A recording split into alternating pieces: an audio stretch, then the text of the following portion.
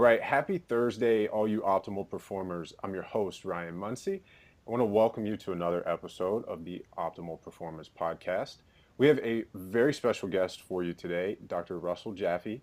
Dr. Jaffe is a man with over 40 years of experience in the fields of nutrition, integrative and functional medicine, and we're going to talk about some predictive biomarkers for lifetime health today. This is going to be a really fascinating episode, so sit back and enjoy this one. So, Dr. Jaffe, let's get into what we want to share today. Predictive biomarkers for lifetime health. That's the title of the presentation that you gave last week at Silicon Valley Health Institute. I reached out to you because I was not able to get to that physically, and you've been gracious enough to agree to share some of that with us here on the Optimal Performance Podcast today. So thanks for being here. Thanks for sharing this stuff with us. All right. Thanks for the kind introduction. Well, yes, there are ways of adding life to years and years to life. That's what we want to do. That's very well said. So I think we all want to do that. We want to do that for ourselves, for our children, for our parents. And it turns out while there are 100,000 clinical lab tests that can be done, and probably another 50 to 100,000 that are in research development as we speak, because information keeps, exponentially expanding. But there are just eight tests. And when you know the values for those 8 tests and their goal values, because we want people to understand that in the past, you became a statistic. But today, you're an individual. We want personalized healthcare. We want primary, proactive prevention. Personally, the way I say this is I'm planning to be dancing at 120, and I want you to be with me.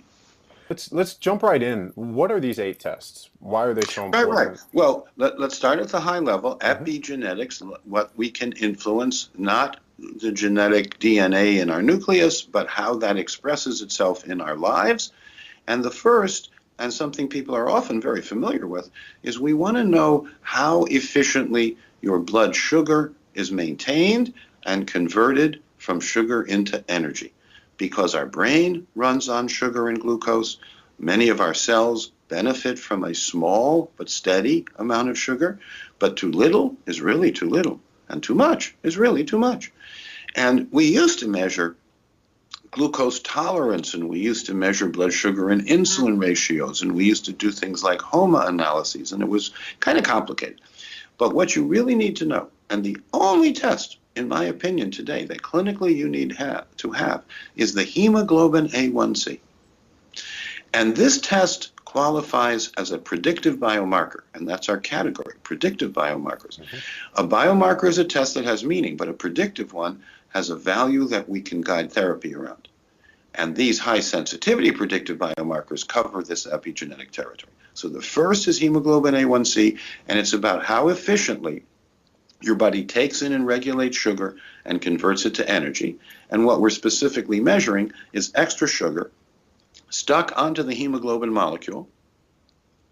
And that occurs when the average blood sugar is too high. And you want your average blood sugar to be just right, not too much, not too little.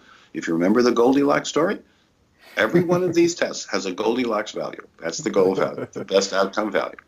Okay, so number one is this hemoglobin A1c, and it's about converting sugar into energy, but it's also about regulating the available sugar within your metabolic capacity. It's eating whole foods that you can digest and easily assimilate and eliminate, and no added sugar. And then people ask me, what about wine? And I say, if you give up dessert, which I have given up easily. Now, let me not say that. What is dessert for me? Dessert is fruit, whole fruit, berries. Right. The darker the fruit, the better. The riper, the better. If you just walked out and picked it off the bush, even better. And by the way, we have berry guilds at my home. You can come and pick berries with me. I'm going to take you up on that. No, I hope you do. The second test is another one that people may have had measured, but we're going to rethink what it means and how to interpret it, and that's the C-reactive protein, the CRP. And we want the high sensitivity version. In fact, in all of these tests, if there's a high sensitivity version available, we want that. It means more precision in the analysis and more accuracy in interpretation. So we want the HSCRP. It's generally available, sometimes called cardiac CRP, but it's not specific for the heart or blood vessels. It's an all-cause morbidity mortality measure.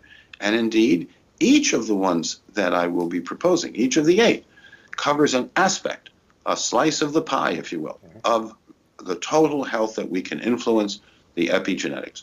So the second is this HSCRP, and it's generally available in many labs, but you want to use a consistent lab if you're going to measure a single test over time, because when you go between labs, even for the same test, they may use a different method or a different machine, and then it becomes hard to compare values. So that's a nuance for those of you who are really into the particulars.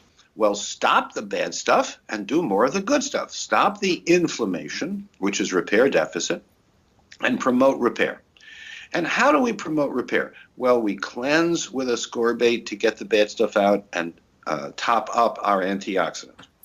We include healthy, safer polyphenolics to make the innate immune system able to repair. We make sure that we have enough of the essential nutrients, the things the body has to take in, that we get from whole foods mostly, but occasionally from supplements. So with regard to CRP, since inflammation is really repair deficit, we evoke healing responses and remove obstacles to recovery. We don't fight with the fire of inflammation. Inflammation is a term from pathology, and I want to know what the physiologic basis is and what to do about the physiology. And it turns out that inflammation is really repair deficit. Inflammation is a pathology term, but repair deficit is a physiology term. And I am a doubly board certified pathologist, and some of my best friends are pathologists. But physiology is where it is clinically. Okay. So we have to first correct our misunderstanding of language and thinking. And then it becomes fairly transparent and straightforward what to do. Yeah, I really like that explanation. That makes a lot of sense. It's easy to understand, and it's easy to see the path to optimal when you look at it that way. The third test, another venerable test, but one that deserves to be included, is homocysteine, plasma homocysteine, also known as HCY. That's the abbreviation for homocysteine. This is not a political statement. This is a chemical called homocysteine. And it is a measure, if it's too high, then your methylation isn't working properly. You won't be repairing your blood vessels or your heart, and you have an increased risk of heart attack and stroke. You have an increased risk of atherosclerosis, but you also have an increased risk of suffering with chronic disease and passing away early. So we want the homocysteine to be at its best value. Before we move on, can you explain methylation and what that means for some of our listeners? Yes, methylation means that when you want to move something around in the body, you have to either add methyl groups so that it's more soluble. So more methyl means more soluble and more easily moved. So let's say we start in the nucleus, we send a signal to the machinery of the cell to produce collagen or produce some molecule. And now we have to move it to where we need it because, and this is, I think, a reasonable analogy, where you produce something is not where you use it, and you need to transport it. Well, methylation's, it's more than that, but it's largely about translation and transportation. So if you want to make something more easily movable, you methylate it, and if you want to put it in place, you demethylate it. It turns out that many of the toxins bind to the sulfur in our body, and that protects us from the toxin, but it depletes the essential sulfur source. So what do? GGOBE, garlic, ginger, onions, brassica sprouts, and eggs. One or more should be a staple in the diet, not a condiment. Doesn't have to be all of them. So I will say garlic, ginger, onions, brassica sprouts, and eggs, and then people will say to me, I don't like ginger. I said, how about garlic? One of the 5. We went through 3 that are familiar. Now I'm going to add the 4th, which is something that, for full disclosure, my lab developed, but it's the lymphocyte response assay, immune tolerance.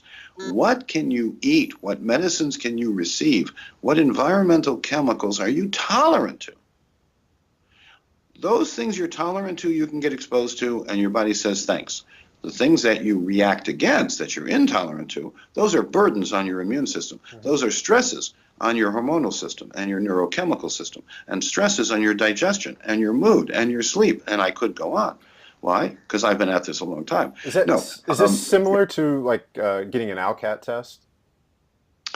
Well, same category, but completely different. Okay. So ALCAT measures particles of a certain size, and then they make an assumption that everything at that size is an activated lymphocyte. And then there's another problem. It's a technical problem, because when people send them blind split samples, they don't agree with themselves. Whereas in my lab, on the worst day, we're less than 3%, and on the best days, we're about 2.2, 2.3%. Okay. So the good news is that we're very consistent, very reproducible. We encourage people to send us blind split samples because we knock their socks off in terms of how accurate we are, and the contrast. And it really is an opposite with regard to particle size or ALCAT kinds of tests. Right. And this is a functional lymphocyte response assay. So we are in an ex vivo way. So we're measuring something that happens in the body just as it happens in the body. That's the best kind of cell culture. So we don't have to isolate the lymphocytes and resuspend them and take many steps. And how do you get less than 3% variance in a lab test? It has to be a one-step test. Okay. So we collapsed 5 steps into one. That was one of our patents. Then we figured out how to do both a cell culture and an amplified procedure. That's why it's ELISA ACT. That's a certain type of LRA or a certain type of lymphocyte response. But what we're doing is we're measuring what your immune defense and repair system is tolerant to and what your immune system reacts against and is burdened by. And what we say is very simple. You may have the things you're tolerant to. You need to substitute. Substitute. It's a window of opportunity to evoke healing responses and remove obstacles to recovery. It's not a lifetime of deprivation. A lot of people don't want to know if they're allergic to something because they were told somewhere along the way that if you're reactive for life, and you have to just keep dropping things out until there's nothing left, and then you go away. No, restore tolerance. Right.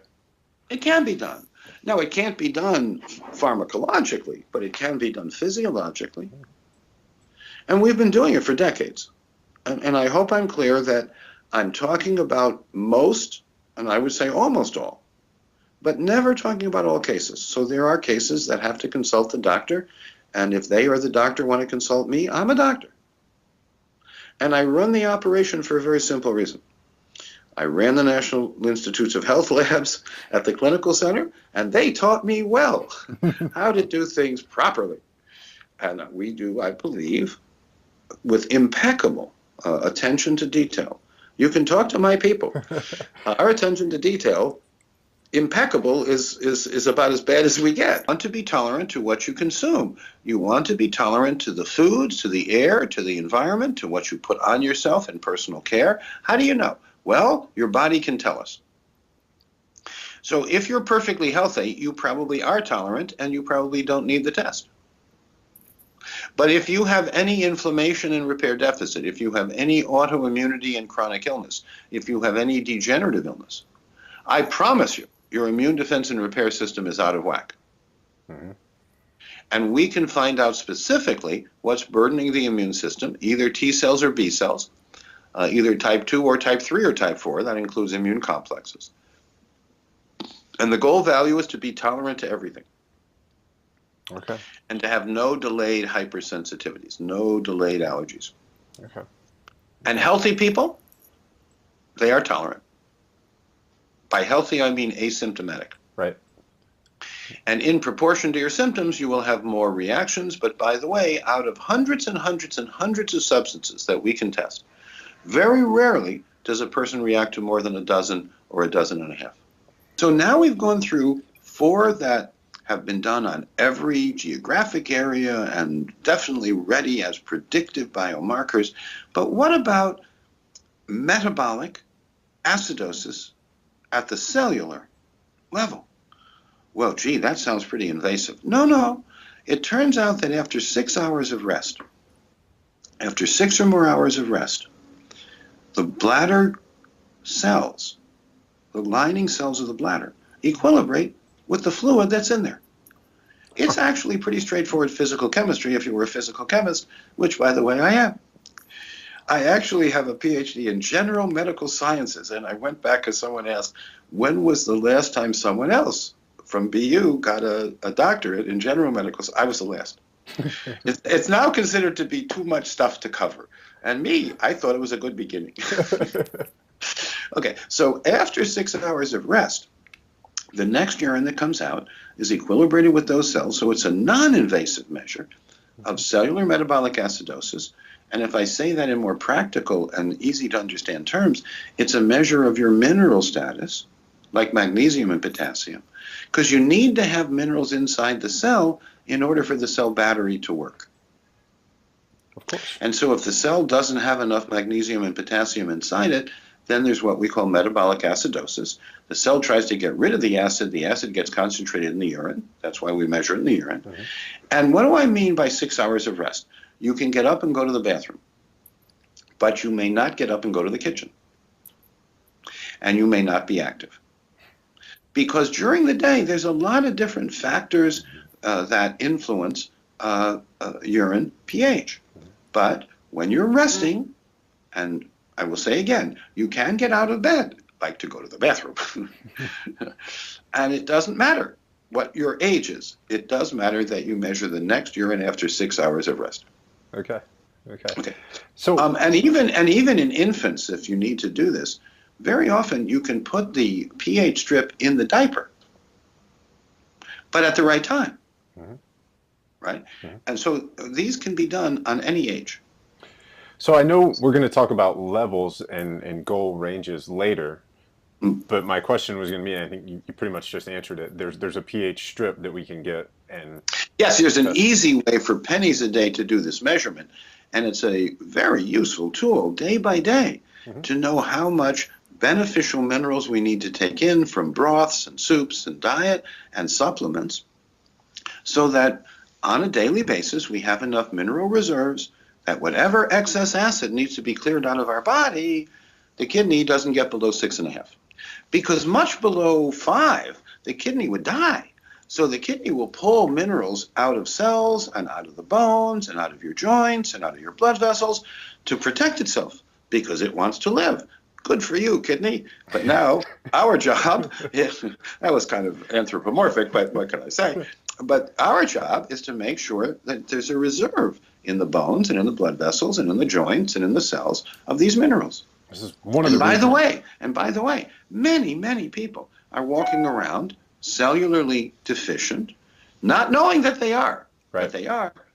And good news, it's reversible, but it's reversible in regard to how much deficit you have. So if you have a few hundred milliequivalents, that doesn't take long to correct. But if you have thousands and thousands of milliequivalents of osteopenia and osteoporosis in your bones and metabolic acidosis and the chronic ills that come out of that, it may take months and months of a bunch of not just magnesium, but magnesium in a special form. It turns out when you combine ionized magnesium or soluble magnesium with choline citrate, when you take them at the same time, you form a little nano droplet. You form a little tiny micro droplet. And that's taken up by a different mechanism, even when it's hard to get the magnesium in the body. And then it's chaperoned to the cells. And by the way, the choline is beneficial, and so is the citrate. Such a deal. Let's say that your urine is too acid and you want to protect your kidneys and your cells and your bones and stuff. So now you take Mag Plus Guard and choline citrate, the combination of ionized magnesium like Perc Mag Plus Guard and Perc choline citrate. And we combined that and developed that and actually patented it globally because we needed a way of enhancing the uptake safely of magnesium and then chaperoning the magnesium to the cells. Because magnesium is nature's calcium channel blocker. Magnesium is the antioxidant that protects your essential fat from oxidative damage. Magnesium activates your battery in the cell. It does a lot of good things. But it's a hard molecule to get in. It's a hard mineral to get in the body, and it runs out as fast as most people take it in. And we said, no, we need to get it in and chaperone the delivery. Mm-hmm. And that's where the PERC Mag Plus card and PERC choline citrate unique combination comes in. No other choline will do that. Choline bitartrate doesn't do that. So now we've done the fifth one. Yep. And the sixth is vitamin D. All right. And vitamin D deficiency, at least in North America and Europe, is so common that if you literally walk down the street giving vitamin D to everyone you met, the country would be better and the cost of care would go down. However, that's not what I'm recommending. I am recommending the correct vitamin D test. This is 25-hydroxy-D for those who are technical. But when you say vitamin D test to the laboratory today, they know it means 25-hydroxy-D. Right. And yes, you can do 1-hydroxy, you can do 25-hydroxy, and then 125-hydroxy, and you can do three things at very high cost. And in almost all cases, you won't get more information. Okay. So most people need to know their vitamin D, the 25-hydroxy-D, and why. Well, it's called a vitamin, but it's really a neurohormone. So sometimes, even when you get the words right, we confuse you because we say it's a vitamin, but it's not. Technically, a vitamin is something you need a tiny amount of to activate catalysts in the body, but vitamin D is really a neurohormone. And Dr. Mike Hollick, among others, Dr. Sunshine, has shown that what vitamin D does is it links two cells that have been dividing, and it says, thank you, we have enough, stop dividing. If you listen to what I just said, that sounds like part of your anti-cancer mechanism. I noticed that, yeah. I mean, so when low vitamin D is present, your risk of cancer is really high. And when your vitamin D is adequate, your risk of cancer is really low. And by the way, just right is just right, not too much, not too little. And before we're done, we will talk about the goal value. Yeah, so when you said that, I mean, that's exactly where my mind went, because we know cancer is unmitigated cell mutation. So yes, we have other anti-cancer mechanisms that complement, but one of the most important things is keep the essentials, keep the nutritional essentials, the things that are required that your body can't make, keep them available, because von Liebig showed way back when that whatever is least available in a complicated system controls the output and efficiency of the system. So if you need 20 things to build your bones, and you're taking in 19 of them, the one you're deficient in, that's the one that's going to control the quality of your bones. Because you need all of them. Why? Don't ask me. That's above my pay grade, but you need them all. Well, that would make the one that's missing the rate-limiting substrate, right? The rate-limiting substrate. They actually named a whole medical school for this guy in Germany. This law of limiting factors is a big deal. And I actually thought I had thought of it, but whenever you think you have a good idea, look again. Someone in history had it long before you did, and we just forgot it. Well, and pay them the homage. And I mean, that's a fairly you can extrapolate that to life in general. I mean, you're only as strong as the weakest link in your chain. If you're deficient in this one thing, it's going to kind of sabotage or hold up the entire process. Quite right, 100%. That's exactly the point. We're talking about the biomarkers, but I'm trying to interpolate what to me are important. They're not just aphorisms, they're principles by which you can live as opposed to die, because there are aphorisms by which you can die. And I prefer the ones by which you can live. I do too. We know the goal value, it's 50 to 80. How do you get there? With drops under the tongue. Why do you take the drops under the tongue? Because millions and millions of Americans, according to Mike Hollick, do not absorb vitamin D from their gut. They have enteropathy, they have atrophy, they have this, that, or the other digestive problems, but they don't absorb vitamin D from their gut. So it doesn't matter how much vitamin D those people take. Very little gets it. A little bit does get it, but not enough. And when you measure their vitamin D level, and people come to me all the time, they say, I'm taking 5,000 units, 10,000 units, 20,000 units, and my vitamin D is deficient. It's 30 or something like that. I say drops under the tongue. And I recommend 400 IU per drop. That's for technical regulatory reasons. And as many drops as you need to bring your vitamin D level into the 50 to 80 range. 2 more to go. Okay. One is the omega-3 index. This is relatively recently developed by Professor Bill Harris. But I'm glad to tell you that the omega-3 to 6 ratio is very important. These are essential fats. These are fats we must take in from the outside. We must take in enough of them, and most of us are deficient. And we also damage them, which is not good. And we damage them because we don't have enough minerals and we don't have enough protective antioxidants. And so I'm in favor of having enough protective antioxidants and minerals, and then I'm in favor of making sure that we have a balance of omega-3 to 6. A quick little story. Professor Harris was visiting with my colleague, Professor Doyster, and he was lamenting to her that most people have a low ratio. They don't have enough omega-3. And I happened to be sitting there because she and I are colleagues of long standing, and we were going to talk about something later. Anyway, she pointed at me. He took out a Lancet. A few days later, he called me up and he said, "Your omega-3 index is 16.3%. I think that's what it was, over 16%. Now, he says that over 8% is really healthy. And I said, gee, is 16% too much? You know, because I want just right. I don't want too much. He said, oh, no, we tested. You are our poster boy. I said, no, I'm your friend. I don't want to be on a poster, but thanks for telling me. Okay, and we'll get back to what the goal value is. But the omega-3 index, I think, is really important because most of us get too much omega-6 in our edible oils, and we really, really, really don't get enough omega-3. How much omega-3 do we need? Well, to get your omega-3 index more than 8%, for most people, it's 3 to 6 grams a day. Okay. It must be EPA DHA because the precursors don't get converted in people who need it. So 3 to 6 grams a day of EPA DHA guard is what we recommend. And just to clarify for folks listening, the precursors being ALA, and that would be more of the... Oh, yes, the precursor is ALA. And really healthy people. And when you find really healthy people, please send them to me because I want to meet them. Really healthy people can convert ALA into EPA and then DHA. But the desaturase system that's required is easily poisoned by all the toxins we were talking about. Mm-hmm. So the very people who need to be able to convert the ALA can't, or have an inhibition of it. So we recommend and urge people to take the proper and active EPA and DHA. Now, you need EPA for body and brain. You need DHA for brain and body. You need both. Okay. All right. And only the companies that make one but not the other tell you need one but not the other. And I'm telling you as a scientist, you need both. Okay. And you need enough to get over 8%. And so many people today are taking 50 to 100 times.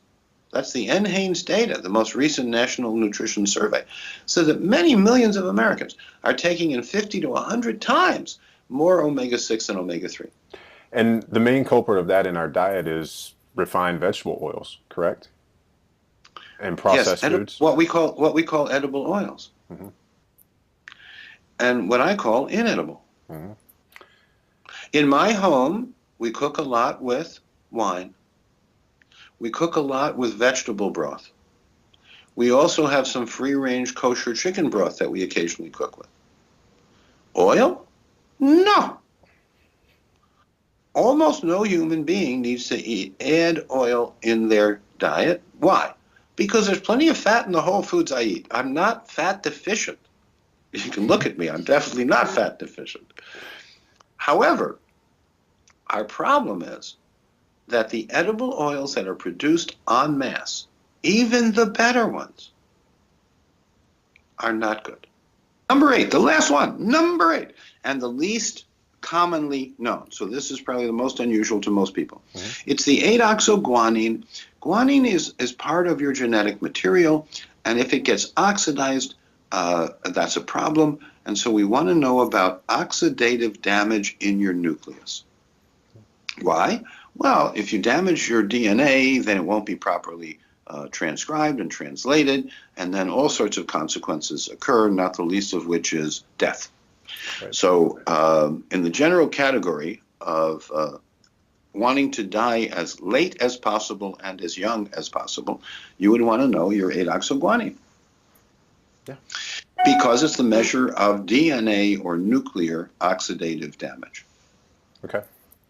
And at the moment, it's the only one that I know that has been sufficiently validated on different populations.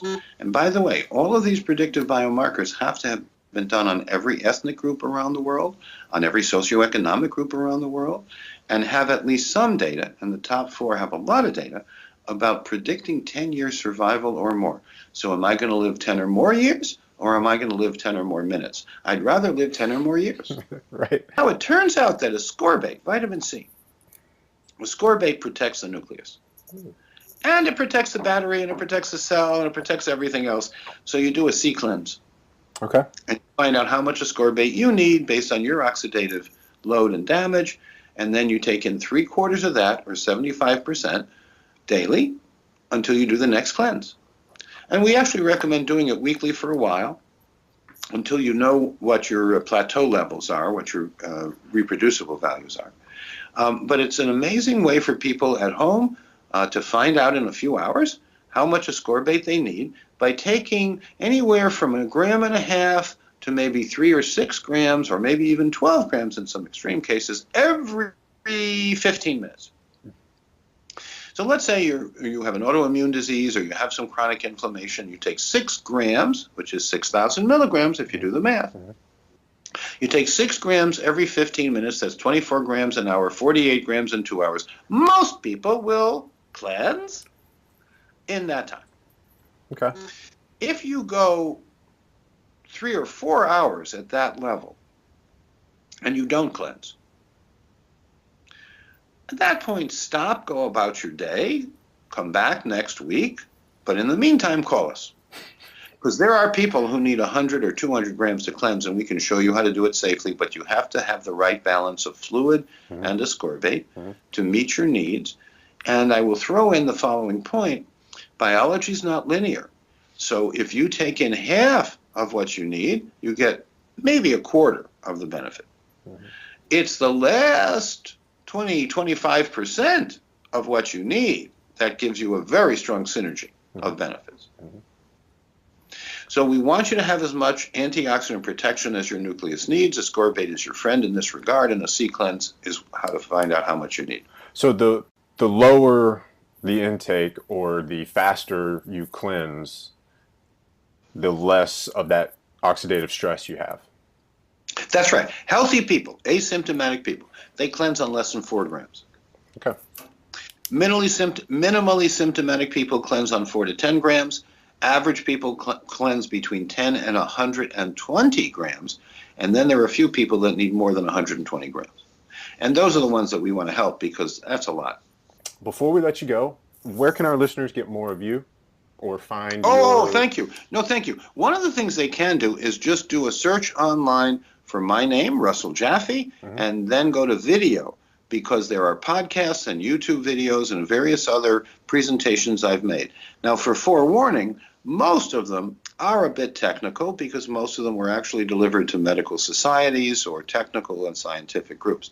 And some of them, the ones more often watched, are like this, content rich. It's my goal to be accurate about content, but also it's a conversation. Okay. And over the next few months, in process, we currently have over a dozen videos that will be posted on different subjects.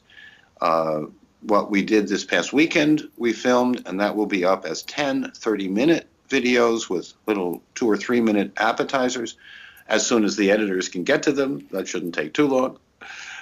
So thanks for asking. But in addition, if anyone wants technical information, they can get that either through ELISA Act Biotechnologies, which is a toll-free number that we gave before, but I'll give it again, and it's 800-553-5472, or www.elisaact.com, elisaact.com.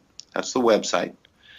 Or you can contact us through PERC Integrative Health, and the PERC Integrative Health toll-free number is 1-800-553-5472. Actually, I gave those backwards, but it doesn't matter.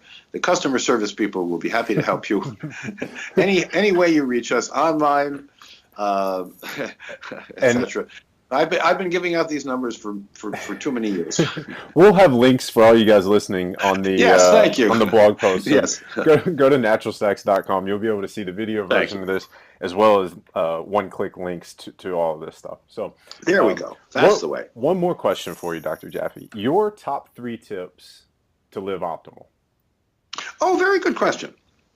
My top 3 tips. First of all, don't worry, be happy, and listen to Bobby McFerrin. Okay. Secondly, stay hydrated. There are a lot of things in life that are good for you, but they dehydrate you, including a glass of wine. And you can have the wine if you have the water. So water is your beverage of choice. So that's my second tip. Third tip, live in harmony with your nature. Now that's a trick, because you have to know your nature in order to live in harmony with it. But if you can get to know your nature, it will help you live in harmony with it. And otherwise, it's going to fight with you. Don't do that. Mel Brooks, the 2,000-year-old man, will tell you, don't do that. That's very, very well said.